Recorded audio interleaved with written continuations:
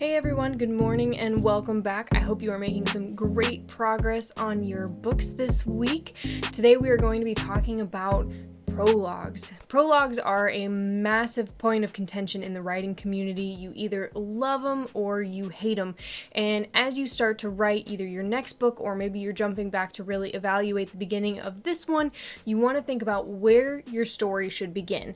And the biggest question in that is, do you begin with a prologue or do you jump right into the story with chapter 1? As you're trying to figure out how to start your story, there really is no right answer. It depends really on what your story needs and also what your preference is. But across the board in genres, there are books that have prologues and that don't have prologues. There isn't really anything specific genre-wise to pay attention here so much as what, again, your story needs. So a few things to consider as you're thinking about this. What will grab your reader? So if you've written the beginning and you don't have a prologue, if it already captures the reader, if you're diving into the story with action and you're moving forward and you've got everything going, you probably don't need a prologue because you're already hooking the reader into your story. Now, if you've written a prologue, you feel like it's needed because maybe it's showing something that you can't show elsewhere in the book, it's a better hook, it gets them interested and moves them forward, then you certainly can use that and it can lead the reader into the story, fully committed so that they can hit the ground running. You see this a lot in queries when authors are sending things out. I've seen it a lot. I know agents have seen it a lot where the agent or editor are getting a query and the author is sending a sample and they end up sending chapter 3 or chapter 5 because they feel like that's actually the most interesting part that's going to really hook your attention to get you invested in that project. They want you to work on that based off of that chapter. And every time I have to go back and say, if this is the chapter that you think is going to hook me, then this should be your first chapter or your prologue. This should not be chapter 3 or chapter 5 or what have you. And the same thing goes for a prologue and chapter 1. What's going to hook your reader the most is what you want to have first. The next consideration you want to ask yourself when looking at whether or not you should have a prologue is it needed now? So a lot of people add a lot of world building or backstory or maybe some flashback for the character, and that's phenomenal, and it's a lot of really good information, and it probably is going to come into play in the story at some point. But the question you want to ask yourself is it hooking the reader, and is it something that they need to know now? If not, there may be a better place to start, either as a prologue or as a chapter 1. You want to make sure the readers are getting the full picture to be able to, again, dive in and really get hooked into the story immediately so that they keep going. The biggest thing you want to consider about prologues is that it is another opportunity for your readers to put your book down. Every end of every chapter is an opportunity for your reader to put the book down, walk away, do something else, and that's why scene transitions, chapter hooks are important, but this is especially true when it comes to prologues, because this is something that it's maybe not necessarily immediately connected to your story. If it were, it would be chapter 1. So you want to make sure there is a specific reason that you have that prologue and that it's information that's needed now that's going to hook the readers and bring them full force into chapter 1. The other thing you want to ask yourself is, could this prologue be put elsewhere? Again, maybe it's a good hook, but if chapter 1 is a great entry point, can you put that prologue elsewhere, especially if it's a flashback? So prologues a lot of times are a flashback to give the reader more context as to the why of the main character. So you're showing something that happened 20 years ago so that when you see he's a bitter old man at the beginning of chapter 1, you sort of know, oh, well, he was betrayed by his best friend and his wife left him, so of course now he's running the galaxy all alone and doesn't trust anyone. Sure, but do you want to show that at the very beginning, or do you want to show him as sort of the bitter old man who's kind of mean to everyone and let the reader wonder why versus having told them ahead of time? So can you show that background information elsewhere, either with a flashback, which is also a very contentious thing to do, or in little snippets where he's remembering what's happening or sort of reminded of it, again, parceling out that information throughout your novel instead of putting it all at once in the beginning. So all of these things are different considerations on what you might want to look at as you consider whether or not you're going to write a prologue, whether or not your book should start with a prologue, and what your prologue is looking like right now if you've already written one. Does it work? Should it stay? Should it be elsewhere? What I thought might be useful is if we looked at a few examples. So I've pulled out some of my books from my very full bookshelf behind me, and I've found a couple of probably some of my favorite books that do have prologues in them, and I found two that I really love the prologues, and two that, had I been the editor in that situation, I would have definitely talked to the author about their reasoning as to why they wanted to bring that prologue in, and if there were other options as well. Now, these authors are phenomenal and massive. This is in no way, shape, or form anything against them. It's just a consideration, again, to show you what you should be thinking about while you're going through your story. Okay, so the first book that I have is Jim Butcher's Furies of Calderon. By the way, I'm most likely going to butcher all of these names and places. You are talking to the woman who pronounced Hermione as Hermione for a number of her formative years, more than I would care to admit. So if you know actually how to pronounce these names and I am pronouncing it wrong, let me know below. Otherwise, we're just gonna go with my pronunciation, and that'll be fine. So Furies of Calderon is the book one in Jim Butcher's fantasy series, and I absolutely love the story behind the reason this book came about, which is that it was a bet: can a good story make up for a lousy writer, or on the flip side of that, can a good writer make a lousy story work? And Jim Butcher sort of took that challenge on himself, and this book came out of it. I'll link to that interview with him down below because it's hilarious and fascinating, and I love the idea that a book came from such an interesting, just innocuous conversation. This is one of the books where I would have talked to the author about why he decided to put that prologue in his story, what purpose he saw it serving, and why he wanted to leave it there versus have it elsewhere. The prologue on this story is very short. It's only about a page and a half long. It does feature Tavi, who is the main character. It shows a beautiful young servant girl asking Tavi for a favor, and of course, being the young man that he is, he sort of caves a little bit, and then it dives into chapter 1, which shows Amara, and then we get back to Tavi in chapter 3. The issue I have with this prologue is a couple of things. One is it was very short. 2, it was kind of cliched. I mean, it shows a young man sort of falling to the wiles of a young servant girl doing what she needs him to do. It does beg the question as what she's asked of him and what consequences that might have. So it does have a good mystery, a good hook that leads you into the first chapter. But the first chapter with Amara the first 2 chapters, they're full of mystery and intrigue and betrayal and action. They're just so good. Now, the reason I think he probably went with putting this prologue in before jumping to Amara was because most readers become attached to whatever character they run into first. The first person that you sort of dive into the story with is really the main character that you tend to root for the most. It's sort of like, if any of you are Doctor Who fans, whatever Doctor you started on in that series, even though there have been a number of them, whichever one you started with is probably your favorite. It's probably the one that you love the most, that you come back to. It's the same thing with the story. The person that you run into first, that you first connect with, is most likely going to be your favorite main character, the person that you connect with the most. So having Tavi first, having that introduction, gets the reader invested in his story before you dive into Amara, who does have some pretty epic chapters before you get back to Tavi. So I think that might have been the reason. But again, it was very short, and it didn't really show you anything that chapter 3 didn't allude to or show already again in that chapter. So it had a little bit of repetition there as well. So I might have cautioned against it. But again, this is obviously a phenomenal writer. It's a great book. So have a look at the prologue, see what you think. I would love to know whether you agree or disagree. The second one I want to bring up is Written in Red by Anne Bishop. And yes, I do have all of these books on my shelf because I wasn't kidding. They are some of my absolute favorites. This one, actually, I don't know that you would classify this as urban fantasy. It does technically happen in a city, but it's in a world that's sort of ours and sort of parallel to ours. So it's sort of half urban fantasy, half fantasy, contemporary fantasy. So what I was going to say was, I think this is probably one of my most favorite urban fantasies. So for the point of this video, we're going to classify it as an urban fantasy and move forward from there. It is phenomenal. I absolutely love it, and I highly recommend you read it. It does have what I would call a prologue. It isn't actually titled Prologue, it's actually titled A Brief History of the World.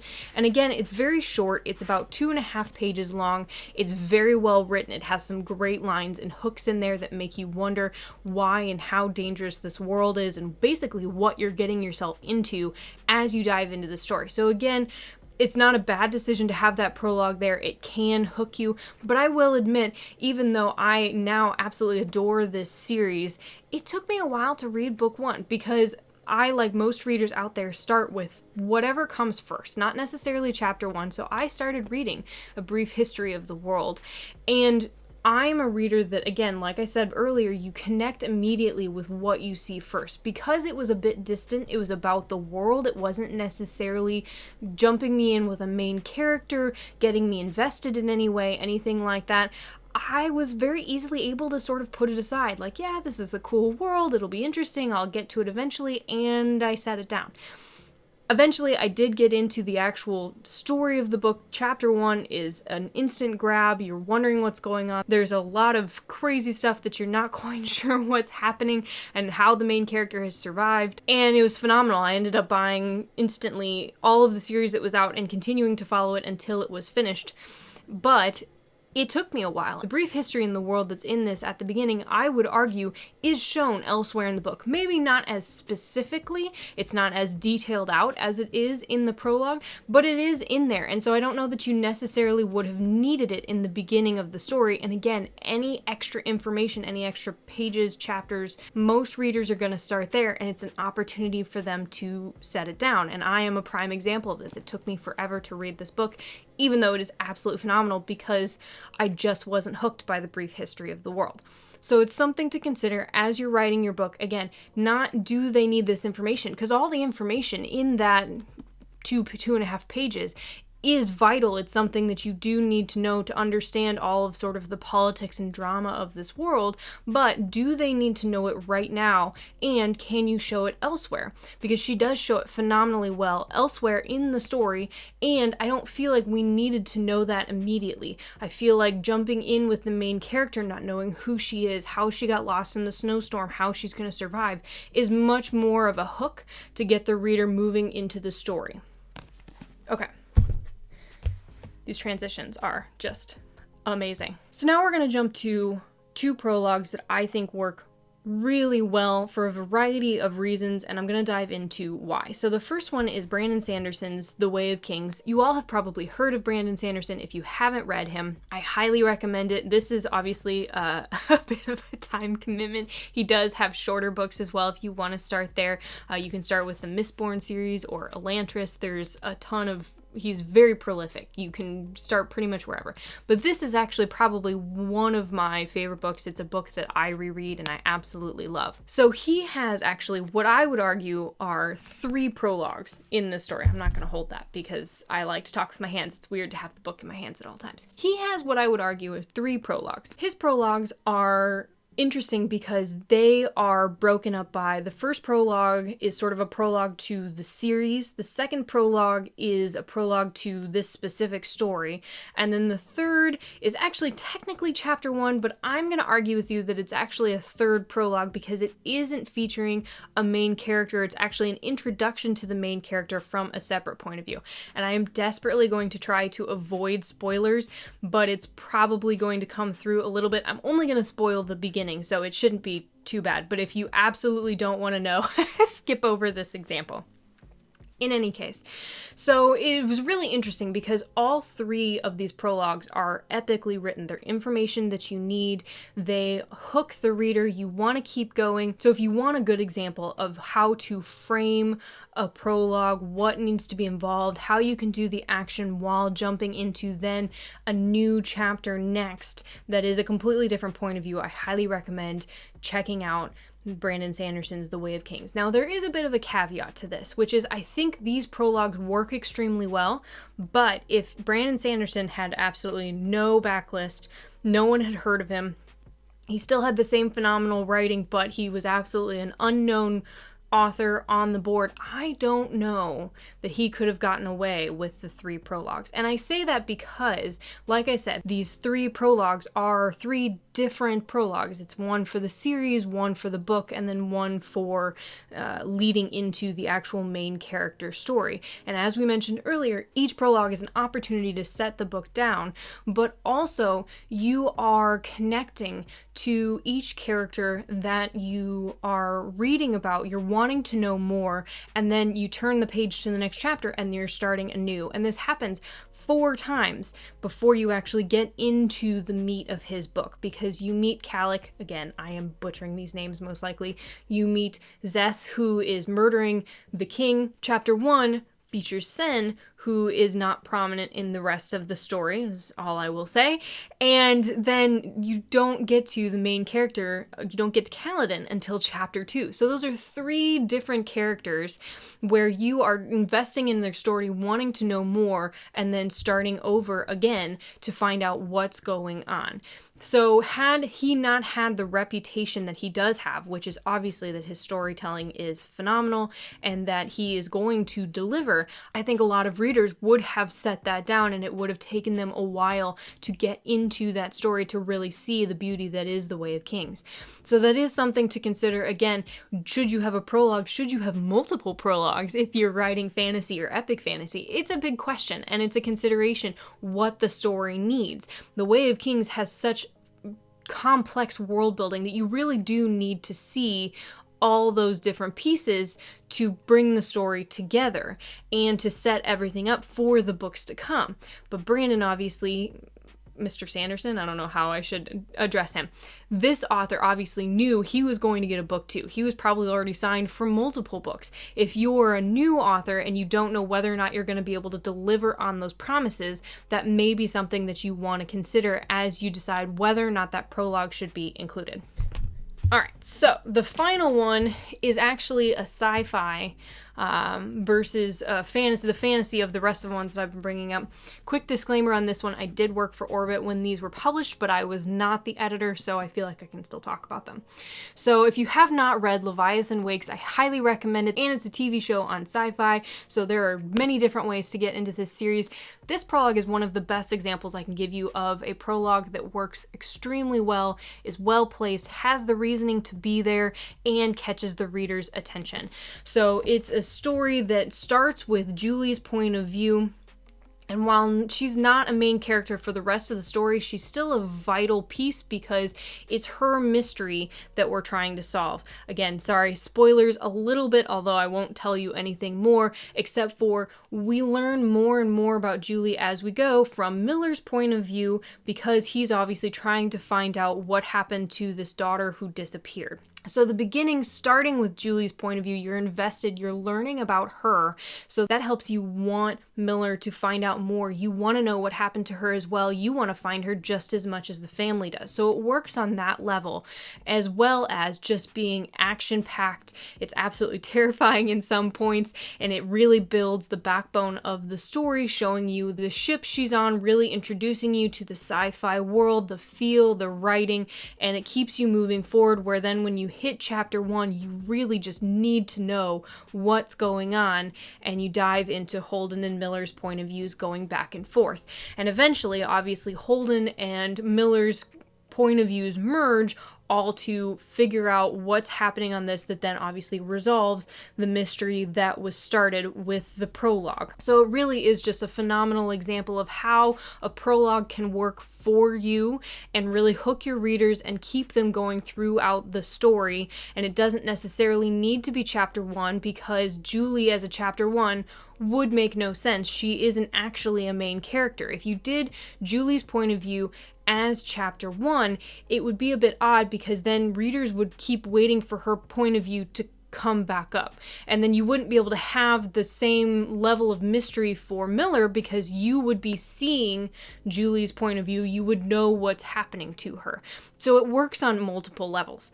If you're considering writing a prologue, I highly recommend you check out these books. They are some of my favorites. I could go into more. You should definitely check out all the books on your shelves. See what prologues worked for you, what hooked you into the story, which ones maybe took you longer to read or maybe are still on your to be read list. That's certainly an important factor, and see how that applies to your writing and your story, because the biggest thing you want to make sure is that you are able to hook the reader and get them into your story, whether that's with a prologue or book one. I hope this has been helpful. If you have any questions, book recommendations, or if I've said any of these names wrong, feel free to let me know down below. I would love to hear from you. Or if you have any questions and have anything else that you would like to hear about writing, editing, publishing, I'm always thinking of new topics to talk about. Please feel free to like, comment, and subscribe. It really helps the channel. And until next time, keep writing.